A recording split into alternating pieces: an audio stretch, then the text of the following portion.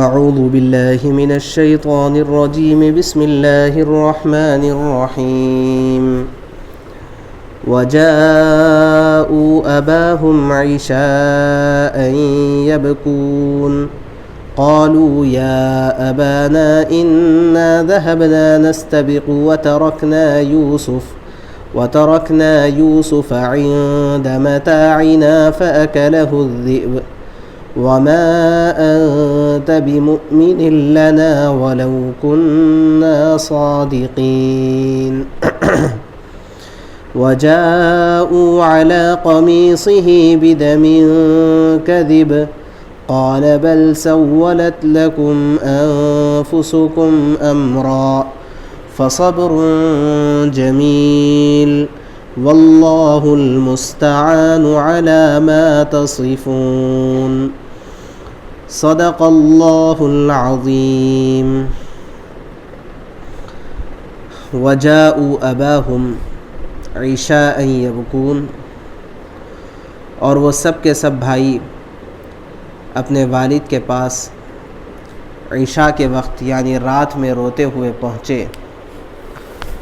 انہوں نے کہا یا ابانا، ابا جان، انا ذهبنا نستبق، ہم دوڑنے کے لیے گئے ہوئے تھے، وترکنا یوسف، اور ہم نے یوسف علیہ السلام کو چھوڑ رکھا تھا، عند متاعنا، ہمارے سامان کے پاس، فأکلہ الذئب، تو بھیڑیا انہیں کھا گیا، وما انت بمؤمن لنا، اور ہمیں پتہ ہے کہ آپ ہم پر بھروسہ کرنے والے نہیں ہیں، ولو كنا صادقین، اگرچہ کہ ہم سچ کہہ رہے ہیں۔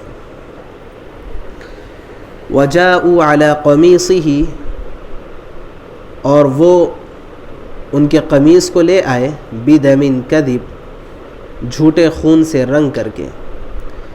قال، حضرت یعقوب علیہ السلام نے فرمایا، بل سولت لکم انفسکم امرا، بلکہ تم نے اپنی جانب سے ایک بات گڑھ لی، فصبر جمیل، اب تو بہتر یہی ہے کہ صبر جمیل سے کام لیا جائے، واللہ المستعان، اور اللہ تبارک و تعالی ہی مددگار ہے، علی ما تصفون، ان باتوں کے سلسلے میں جو تم بیان کر رہے ہو۔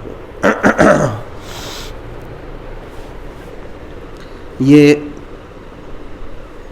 حضرت یوسف علیہ السلام کا واقعہ چل رہا ہے۔ جیسے شروع میں یہ بات آئی تھی اس واقعے کے شان نزول کے سلسلے میں کہ حضرات صحابہ رضوان اللہ علیہم اجمعین نے آپ علیہ السلام کے پاس آ کر کے یہ پوچھا تھا کہ کوئی واقعہ ایسا سنا دیجئے جس کی روشنی میں ہمیں موجودہ چیلنجز کو، موجودہ مسائل اور پریشانیوں کو فیس کرنا آسان ہو جائے، اور ہمارے لیے کوئی نمونہ رہے، کوئی سبق رہے، اس کو سامنے رکھ کر کے ہم اپنی زندگی کا نظام بنا سکیں۔ تو اس سوال کے جواب میں اللہ تبارک و تعالی نے یہ پورا واقعہ نازل کیا ہے، جس سے صاف یہ بات سمجھ میں آتی ہے کہ زندگی کے جو مسائل ہیں ان مسائل میں یہ واقعہ بہت کارآمد ہے، بہت زیادہ مفید ہے۔ چنانچہ ابھی تک بات یہاں تک پہنچی تھی کہ یوسف علیہ السلام کے بھائیوں نے خفیہ میٹنگ کی۔ اس میٹنگ کے ریکارڈ کو، اگرچہ کہ وہ تھی خفیہ، لیکن اللہ نے قرآن پاک میں وہ پورا ریکارڈ پیش کر دیا کہ ان لوگوں نے آپس میں یہ ایجنڈا طے کیا، اور پہلی رائے یہ آئی کہ قتل کر دیا جائے، دوسری رائے یہ آئی کہ دور دراز کسی علاقے میں پھینک دیا جائے، تیسری رائے یہ آئی کہ کنویں میں ڈال دیا جائے، اور جو تیسری رائے تھی اس کے اوپر عمل کیا گیا، اور حضرت یعقوب علیہ السلام کے پاس وہ سب بھائی پوری پلاننگ کے ساتھ آئے اور کھیل کود کے عنوان پر اپنے بھائی حضرت یوسف علیہ السلام کو ساتھ لے گئے، اور حالانکہ حضرت یعقوب علیہ السلام نے اپنے بصیرت کی بنیاد پر یہ کہہ دیا تھا کہ مجھے ڈر ہے اس بات کا کہ انہیں کوئی بھیڑیا کھا جائے گا، اخاف ان یأکلہ الذئب وانتم عنہ غافلون، مجھے اس بات کا ڈر ہے، اندیشہ ہے کہ انہیں کوئی بھیڑیا کھا جائے گا اور تم غفلت میں رہو گے۔ تو یہ اندیشے کا اظہار بھی کیا، لیکن انہوں نے اعتماد دلانے، اطمینان دلانے کی بھرپور کوشش کی، اور وہ حضرت یوسف علیہ السلام کو اپنے والد حضرت یعقوب علیہ السلام کے گود سے چھین لینے میں کامیاب ہو گئے۔ بہرحال لے کر کے چلے تو گئے، اور جو ان کی پلاننگ تھی اس کے مطابق وہ لے جا کر کے کنویں میں یوسف علیہ السلام کو ڈال دیے۔ اتفاق سے اس کنویں میں پانی کم تھا، ایک پتھر تھا اٹھا ہوا، جس پر حضرت یوسف علیہ السلام اطمینان سے بیٹھ گئے، اور اللہ کی جانب سے بھی یہ وحی آئی حضرت یوسف علیہ السلام کی جانب، یعنی اللہ نے دل میں یہ بات ڈالی تھی کہ پریشان نہ ہو، یہ تمہارے ساتھ جو کچھ ظلم کا معاملہ ہو رہا ہے، یہ پوری داستان کچھ دنوں کے بعد تم خود اپنی زبان سے اپنے بھائیوں کو سناؤ گے۔ مطلب یہ کہ تمہیں نجات ملے گی، اتنی آسانی سے تمہارا قتل نہیں ہوگا، نجات ملے گی اور تم اچھی حالت میں چلے جاؤ گے۔ لَتُنَبِّئَنَّهُمْ بِأَمْرِهِمْ هَذَا وَهُمْ لَا يَشْعُرُونَ، اور یہ تمہارے جو بھائی ہیں ان کو اندازہ بھی نہیں ہوگا کہ تم اس قدر اونچے مقام و مرتبے پر پہنچ گئے ہو۔ یہ خلاصہ ابھی تک جو واقعہ گزرا ہے اس کا یہ خلاصہ ہے۔ اب یہ لوگ آئے شام کے وقت، جب میدان سے واپس ہوئے تو روتے دھوتے اپنے والد محترم کے پاس تشریف لائے اور کہنے لگے کہ ابا جان، بات یہ ہے کہ ہم تو کھیل کود کے لیے، دوڑ لگانے کے لیے ہم گئے ہوئے تھے، ریس لگا رہے تھے ہم، اور اپنے سامان کی حفاظت کے لیے چھوڑ رکھا تھا ہم نے یوسف علیہ السلام کو، تو وہی بات ہوئی جو آپ اندیشہ ظاہر کر رہے تھے کہ بھیڑیا کھا گیا۔ اور پھر انہوں نے، چونکہ ان کو اطمینان دلانا تھا، کہنے لگے کہ ہمیں پتہ ہے کہ آپ ہم کو سچا نہیں مانیں گے، اگرچہ کہ ہم 1000 سچ کہہ دیں، آپ سچا تو نہیں مانیں گے۔ مؤمن لنا، مؤمن بھروسہ کرنا، اعتماد کرنا، یقین کرنا، یہ آمن یؤمن ایمانن کا لفظ اگر با کے ساتھ آتا ہے تو اس کے معنی ایمان لانے کے اور یقین کرنے کے آتے ہیں، اور اگر یہ لفظ لام کے ساتھ استعمال ہوتا ہے، جیسے مؤمن لنا لام آ رہا ہے اس کے بعد، تو اس کا ترجمہ بھروسہ کرنے کا ہوتا ہے۔ تو یہ کہنے لگے ما انت بمؤمن لنا، ہمیں معلوم ہے کہ آپ تو ہم پر بھروسہ نہیں کریں گے اگرچہ کہ ہم 1000 سچ کہہ لیں۔ تو اس کے ساتھ انہوں نے دلیل کے طور پر یوسف علیہ السلام کی قمیص پیش کی۔ یہ اللہ تبارک و تعالیٰ کا ایک بڑا عجیب نظام ہے، اور یہ گویا کہ ان بلٹ سسٹم ہے اللہ کا۔ وہ یہ ہے کہ جھوٹا آدمی کتنا ہی زیادہ چالاک اور چاق و چوبن کیوں نہ ہو، اور کتنا ہی زیادہ تجربے کار کیوں نہ ہو، کچھ ایسی چیزیں اس سے رہ جاتی ہیں جس کے نتیجے میں اس کا جھوٹ ثابت ہو جاتا ہے۔ اتنی زبردست مضبوط پلاننگ ان لوگوں نے کی، لیکن اس کے باوجود بھی بہت واضح انداز میں ایک ایسی بات رہ گئی جس کی وجہ سے یہ بات سمجھنا آسان تھا کہ یہ بھیڑیا کھایا نہیں ہے، بلکہ یہ سازش رچی گئی ہے، کرتے کو خون میں رنگا گیا ہے۔ یہ سمجھنا بہت آسان تھا۔ ایک مثال سے اس بات کو سمجھیں کہ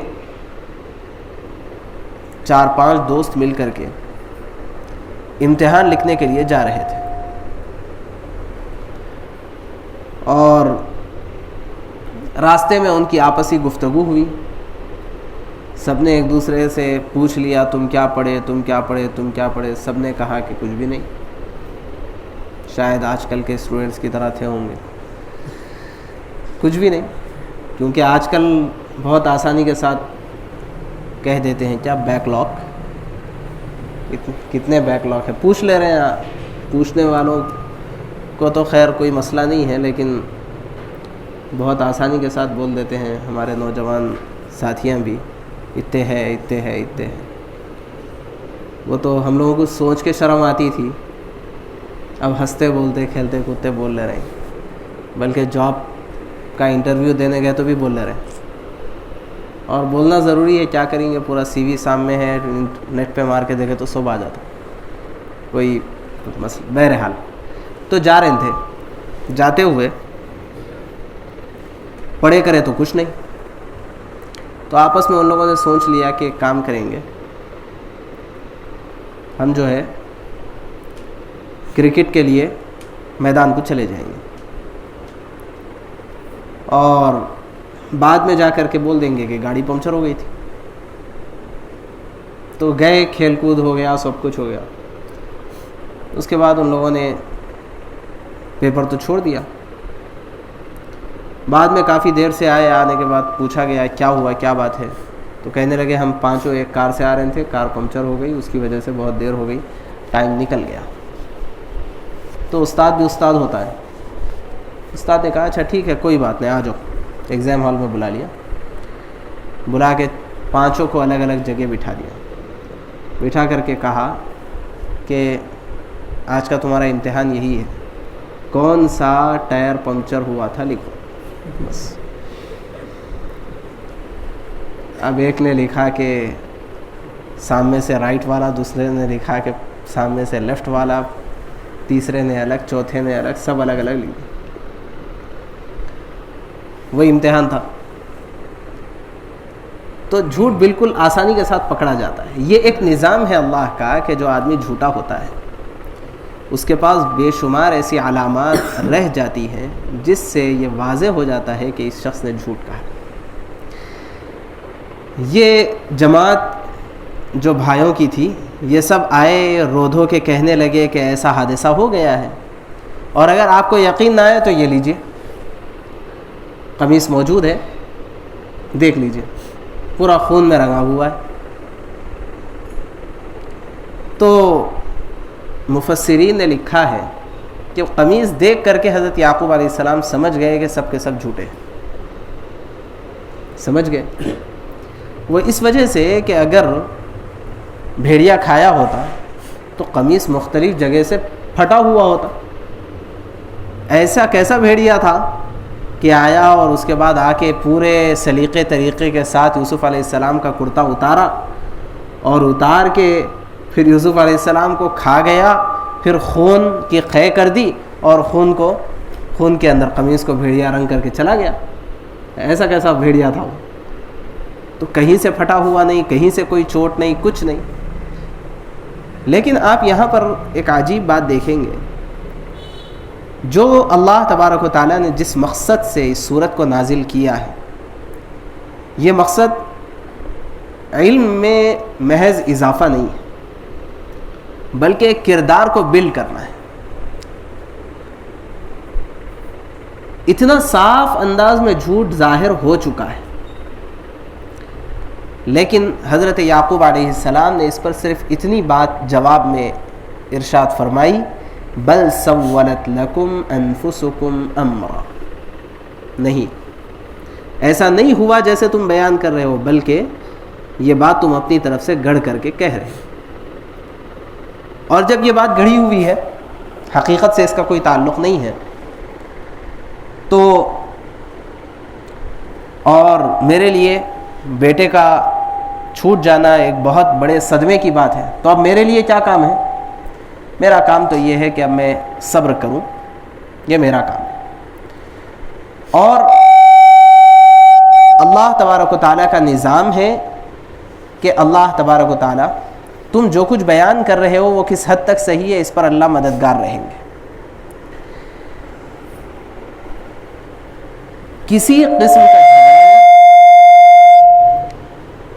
قسم کا کوئی جھگڑا نہیں، کوئی آرگومنٹ نہیں، کوئی کھینچا تانی نہیں، کوئی گالی گلوج نہیں، حتیٰ کہ کسی قسم کے غصے کا اظہار نہیں. یہ بڑی عجیب بات ہے، اور یہ چیز ہے جو ہم کو آج کے سبق سے لینے کی ہے کہ اتنا بڑا حادثہ، کہ جس حادثے کا تصور مشکل تھا حضرت یعقوب علیہ السلام کے لیے، اور اتنا قیمتی بیٹا کہ جس بیٹے کے سلسلے میں واضح طور پر کامیابی کی نشانیاں یہ اپنی نگاہوں سے گویا کہ دیکھ رہے تھے، کہ اولاد میں سے بعض بچے وہ ہوتے ہیں کہ جن کے سلسلے میں باپ کو پہلے سے اطمینان ہوتا ہے کہ میرا یہ بیٹا آگے جا کر کے بہت کچھ بنے گا، باپ کو ایک قسم کا اطمینان ہوتا ہے. وہ اطمینان حضرت یوسف علیہ السلام کی جانب سے، اور پھر اللہ تبارک و تعالیٰ کی جانب سے ایسے اشارات مل چکے تھے کہ ان اشارات کے نتیجے میں بیٹا بہت کچھ بننے والا تھا. تو اتنا قیمتی سرمایہ ہاتھ سے کھو گیا، اتنا بڑا حادثہ ہو گیا، سب کچھ ہے، لیکن ایسے وقت میں بھی سامنے والے کو غلطی کا احساس دلا کر کے کہ ہم پاگل تو نہیں بن رہے تمہارے بولنے کی وجہ سے، اتنا احساس دلا دیا. اور یہ احساس دلانا بھی بہت ضروری ہے، ورنہ ہوتا یہ کہ ہمارے صبر کو سامنے والا بھولاپن سمجھ لیتا ہے اور اس صبر کا ناجائز فائدہ اٹھاتا ہے. تو یہ احساس دلانا بھی ضروری ہے کہ جب کسی نے کوئی نقصان پہنچایا ہو تو جو شخص غلطی پر ہے اس کو غلطی کا احساس دلا دیا جائے، ورنہ غلطی کا احساس نہ دلایا جائے تو اس کے بعد جتنے نیک لوگ ہیں ان سب لوگوں کو لوگ کہیں گے بھولے بھالے لوگ. نیک آدمی کبھی بھی بھولا بھالا نہیں ہوتا، وہ بہت چاق و چوبند ہوتا ہے، وہ بہت چالاک ہوتا ہے، لیکن اپنی نیکی کی وجہ سے وہ بدمعاشی کو چھپاتا ہے. حضرت یعقوب علیہ السلام نے بس اتنا احساس دلا دیا کہ دیکھو تم تو غلط کہہ رہے ہو، اپنی جانب سے گڑھ کر کے کہہ رہے ہو. لیکن بہت زیادہ بوڑھے ہو گئے تھے، کافی ضعیف تھے، یہ طاقت اور قوت نہیں تھی جسمانی طور پر کہ اٹھیں جائیں نکلیں اکیلے تلاش کریں، کیونکہ جتنے بیٹے سہارا تھے وہ سب کے سب مخالف. ایک بنیامین تھے وہ بہت چھوٹے، اور صحت اس قابل نہیں تھی کہ جا کر کے کہیں تلاش کریں، اور ممکن ہے قرآن نے اس کو بیان نہ کیا ہو، کیونکہ قرآن ہر بات کو بیان نہیں کرتا ہے. ممکن ہے یعقوب علیہ السلام نے اپنی جستجو کے بقدر اور اپنے بس بھر تلاش کیا ہو، لیکن اس کے بعد جو بات ارشاد فرمائی ہے وہ یہ ہے کہ میرے لیے تو صبر جمیل بہتر ہے. یہ جو لفظ ہے نا، اس سے کئی امور ہم کو سمجھنے. سب سے پہلی بات یہ ہے کہ صبر جمیل کہتے کس کو ہیں؟ صبر کرنا یہ تو عام طور پر بہت مشہور لفظ ہے، صبر کر لینا، لیکن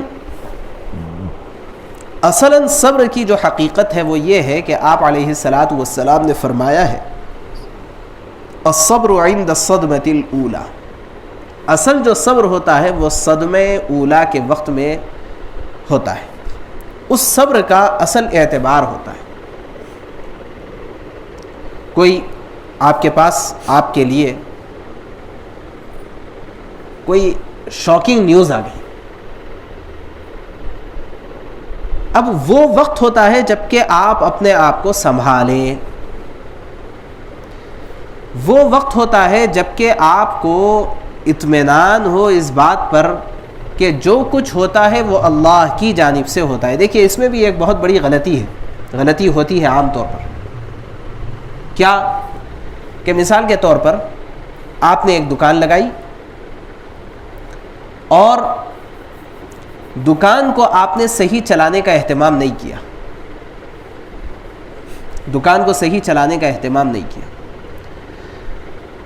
اور جب کوئی بات سامنے آتی ہے تو کہتے ہیں جو ہوتا ہے مقدر کا ہوتا ہے،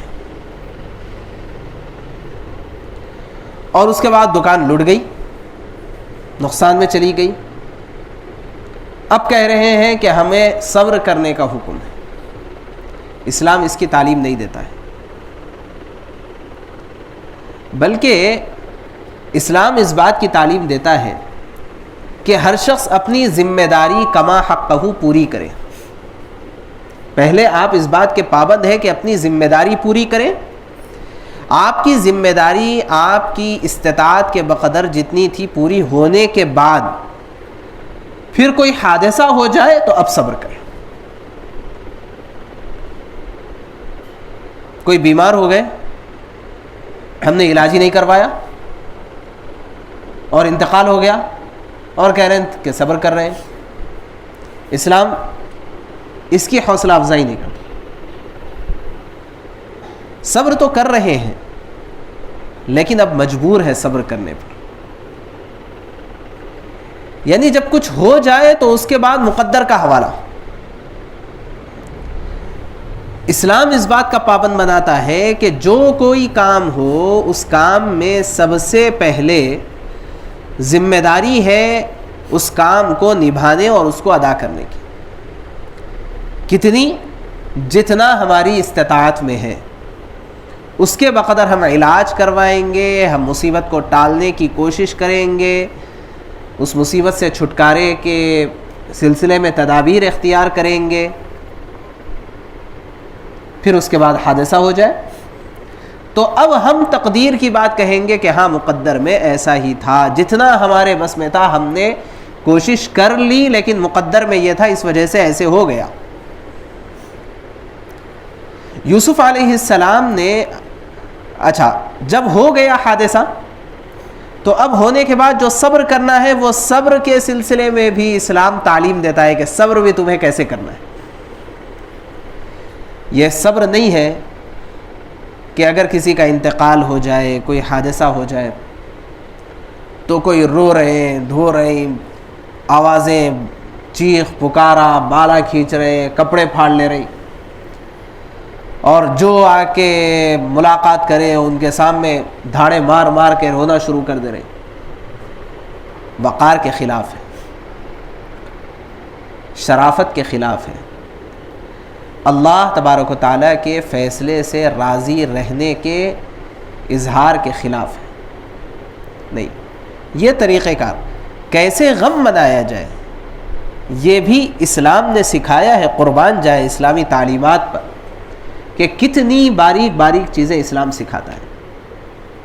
صبر جمیل وہ صبر ہے کہ جس میں مصیبت پر صبر بھی کیا جائے، زبان پہ کسی قسم کی شکایت بھی نہ آئے اور دل میں کسی قسم کا تردد بھی نہ رہے۔ یہ ہے صبر جمیل۔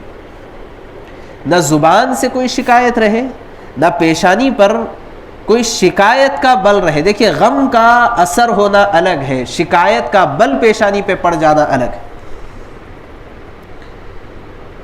غم کا اظہار اور جو غم اپنے طور پر فطری طور پر ظاہر ہو رہا ہے اس کی اجازت ہے۔ حضرت ابراہیم کا جب انتقال ہوا، آپ صلی اللہ علیہ وسلم کے فرزند حضرت ابراہیم بھی تھے، تو ان کے انتقال کے موقع پر آپ صلی اللہ علیہ وسلم کو جب اطلاع ملی تو آپ کے آنکھ سے آنسو بہہ پڑے۔ صحابہ نے پوچھا کہ یا رسول اللہ آپ بھی رو رہے ہیں؟ تو آپ نے فرمایا کہ یہ تو فطری تقاضا ہے، یہ تو فطری تقاضا ہے۔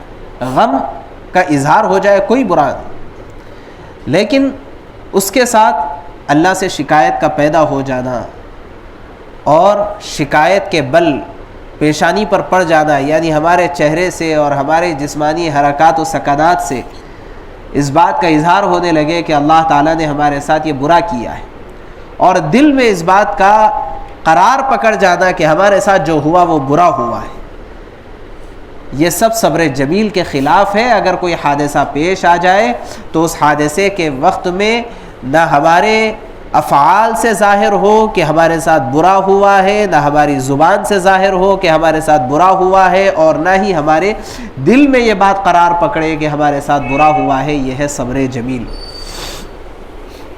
حضرت یعقوب علیہ السلام نے فرمایا کہ بیٹا ہمارے بس میں بچے کے سلسلے میں جتنی حفاظت کا معاملہ تھا کرتے رہے، اب بچہ ہم سے چلا گیا ہے تو اب ہمارے ذمے کیا ہے، وہ تو صبر جمیل ہے، ہم صبر جمیل کریں گے. یہاں پر ایک اور بات ہم سب کو سمجھنے کی، جو آج کل سارے کے سارے جھگڑے، پریشانیاں، مصیبتیں، خاص طور سے گھریلو معاملات کے اندر ٹینشن، ڈپریشن، اس کی جو وجہ ہے وہ وجہ یہ ہے کہ ہمیں جو کام کرنا ہے ہم وہ نہیں کر رہے، دوسرے کو جو کام کرنا چاہیے اس کی فکر ہم زیادہ کر رہے ہیں. یہ صورتحال بنی ہوئی ہے. مثال کے طور پر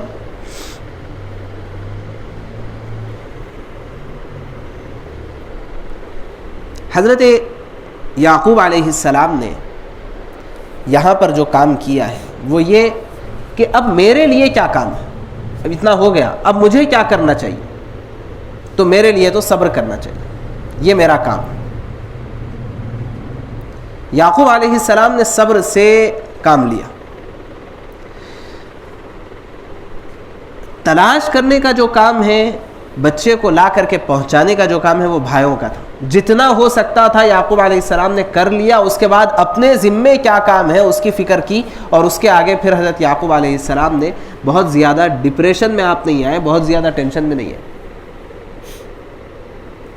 تو یہ اتنا آسانی کے ساتھ اتنے بڑے مسئلے کو حل کر دینا، نہ کوئی جھگڑا، نہ کوئی بات، نہ کچھ، نہ کیا، بہت آسانی کے ساتھ اس مسئلے کو حضرت یعقوب علیہ السلام نے آگے بڑھا دیا. اور اس کے بعد یہ بات ارشاد فرمائی کہ دیکھو اللہ کا ایک نظام ہے، وہ نظام یہ ہے کہ حق بات ظاہر ہو کر کے رہے گی. جہاں تک تم بات کہہ رہے ہو مجھے تو یقین ہے کہ تم جھوٹ کہہ رہے ہو، تو جو بات تم کہہ رہے ہو اللہ اس پر مستعان ہے، اللہ اس پر مددگار ہے، لہٰذا اللہ تبارک و تعالیٰ کی مدد کا میں منتظر رہوں گا. اب یہ اتنا بڑا اطمینان ہے، یہ اسی شخص کو حاصل ہو سکتا ہے جس کو اللہ پر اتنا زیادہ یقین ہو، ایمان اس کا اتنا زیادہ مضبوط ہو، اسی کو یقین رہ سکتا ہے، اطمینان حاصل ہو سکتا ہے. اسی وجہ سے کہتے ہیں جو حقیقی ایمان والا ہے وہ کبھی بھی پریشان نہیں رہتا، کیونکہ اس کو امیدیں اتنی زیادہ وابستہ ہوتی ہیں اللہ تبارک و تعالیٰ کی جانب سے کہ ان امیدوں کے نتیجے میں موجودہ پریشانی اس کی ہلکی پڑ جاتی ہے. اور جو بے ایمان ہوتا ہے اس کے لیے دنیا جہنم بن جاتی ہے. کیوں؟ اس وجہ سے کہ موجودہ ساری کی ساری آسائش اور آرام کے باوجود بھی وہ آگے کے پریشانیوں کے خوف میں مر جاتا ہے. آگے کیا ہونے والا ہے پتہ نہیں. یہ فکر، یہ ٹینشن، ان مسائل کی وجہ سے جو آدمی بے ایمان ہوتا ہے وہ موجودہ تمام آرام اور آسائش کے باوجود بھی وہ پریشان ہو جاتا ہے، اور آرام اور سکون دلی اعتبار سے اس کو نہیں ملتا. اور ایک ایمان والا وہ ہوتا ہے جو موجودہ مصیبت کو اپنے اگلی امیدوں کے ذریعے سے آسان بنا لیتا ہے. ایک شخص ہے ہاسپٹل میں، خود اپنے آپ کو لے جا کر کے اس نے پیش کر دیا. ڈاکٹرز نے کہا کہ آپ کی بائی پاس سرجری کرنا ہے. وہ کہہ رہا ہے ٹھیک ہے کر دیجئے. اس کے لیے آپ کے سینے کو چیر دینا پڑے گا. ٹھیک ہے چیر دیجئے. آپ کا دل نکالنا پڑے گا، نکال لیجئے. اس کے بند ہے سو سوراخوں کو کانٹے ڈال کے اس کو کھولنا پڑے گا، کر لیجئے. پھر اس کے بعد سوے سے ٹانکے دینا پڑیں گا، وہ بھی کر لیجئے.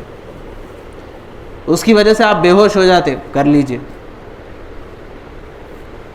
آخر کیا وجہ ہے کہ آدمی کے ساتھ اتنی بڑی بات کی جا رہی ہے اور وہ اتنا آسانی کے ساتھ اس کے لیے تیار ہو رہا ہے؟ اس کے پیچھے جو دراصل بات ہے وہ یہ کہ اس کو یہ تھوڑی سی پریشانی کے بعد ایک لمبی مدت تک اطمینان کے حاصل ہو جانے کی امید ہے، یقین بھی نہیں ہے. اسی وجہ سے اس سے سگنیچر لے لی جاتی ہے کہ اگر آپ چل بسے تو ہماری کوئی ذمہ داری نہیں، وہ بھی کر دینے کے لیے تیار ہو جاتا ہے. یقین بھی نہیں ہے بچنے کا، بس صرف امید ہے. تو اگلی امیدیں آدمی کو موجودہ مصیبت کو ہلکا کر دیتی. اسلام کا کمال یہ ہے، اسی وجہ سے کہتے ہیں کہ ایمان والے کے لیے دنیا جنت ہے. ایمان والا کبھی بھی پریشانی میں نہیں ہو سکتا، ایمان والا کبھی بھی ناکام نہیں ہو سکتا. یہ کیوں کہتے ہیں؟ اس باوجود ہے کہ ایمان والے بھی بیماریوں کے اندر مبتلا ہوتے ہیں، قرضوں میں مبتلا ہوتے ہیں، پریشانیوں میں آتے ہیں، حادثات کا شکار ہوتے ہیں. ایمان والے بھی یہ سب چیزوں سے دوچار ہوتے ہیں، لیکن اس کے باوجود کہہ رہے ہیں کہ ایمان والا کبھی بھی ناکام نہیں ہے. صرف اس وجہ سے نہیں کہ اس کو آخرت میں جنت ملنے والی ہے، صرف اس وجہ سے نہیں، بلکہ بزرگان دین نے یہاں تک کہا ہے کہ آخرت میں جنت اس کو مل ہی نہیں سکتی جس نے دنیا کو جنت نہ بنایا ہو. یعنی اپنے دنیا کے اندر ایمان کو اتنا مضبوط بنا لینا کہ یہ دنیا جنت بن جائے. یہ دنیا جنت کب بنے گی؟ جب کہ ہم وہ صفات اپنے اندر پیدا کریں کہ جن صفات کی بنیاد پر ہمیں جنت ملنے والی ہے. اور ان بہت ساری صفات میں سے ایک صفت یہ ہے کہ ہمارے دل کے اندر اللہ تبارک و تعالیٰ سے اچھی امیدیں پیدا ہو جائیں کہ اللہ تعالیٰ ہمارے ساتھ جو کر رہے ہیں وہ ہمارے حق میں خیر ہے، بہتر ہے، بھلا ہے. ہمارے ساتھ اللہ برا نہیں چاہتے، میرا رب میرے ساتھ برا نہیں چاہتا. یہ وہ بات ہے جو حضرت یعقوب علیہ السلام نے اتنے بڑے حادثے کے وقت میں اپنی زبان سے کہی، اور قیامت تک آنے والے لوگوں کے لیے اللہ تبارک و تعالیٰ نے اس کو نصیحت بنا کر کے قرآن میں نازل کیا. اگر اس بات کو کوئی بھی ایمان والا اپنے اندر پیدا کر لے تو کبھی بھی وہ پریشان نہیں ہوگا، کبھی بھی ٹینشن میں نہیں رہے گا، کبھی بھی ڈپریشن میں نہیں آئے گا، اور آسانی کے ساتھ بڑے بڑے مسائل کو چٹکیوں کے اندر وہ حل کر سکے گا، جیسے حضرت یعقوب علیہ السلام نے کیا.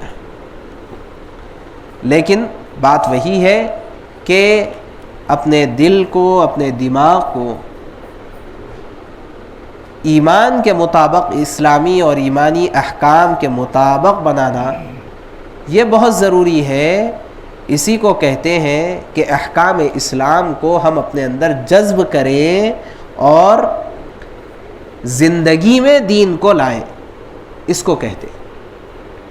ورنہ جسمانی اعتبار سے ظاہری طور پر نماز کا اہتمام کر لیں اور رمضان میں روزوں کا اہتمام کر لیں اور پیسہ آ جائے تو زکوٰۃ دے لیں، حج کر لیں، یہ زندگی میں دین کو لانا نہیں ہے. اگرچہ کہ یہ بھی دین کا حصہ ہے، لیکن دنیا کے اندر ایمان والا کامیاب وہی ہے جو اپنی زندگی کے اندر دین کو لائے. اسی لیے کہتے ہیں کہ کلمہ لا الہ الا اللہ یہ دراصل زبان کے دو بول کا نام نہیں ہے، بلکہ لائف اسٹائل کا نام ہے، پوری زندگی گزارنے کے ایک طریقہ کار کا نام ہے. اور یہ طریقہ کار میں جیسے بہت سارے ظاہری اعمال ہے، بہت ساری چیزیں وہ ہے جو اپنے دل کے اندر، اپنے دماغ کے اندر، اپنے جسم کے اندر اور اپنی زندگی کے اندر ان صفات کو پیدا کرنے کی ضرورت ہے. سبحان اللہ و بحمدہ، سبحانک اللہم و بحمدک، نشہد ان لا الہ الا انت. آخر کے لیے دنیا جنت ہے مسلمان کے لیے، دنیا جو ہے جہنم کی جگہ.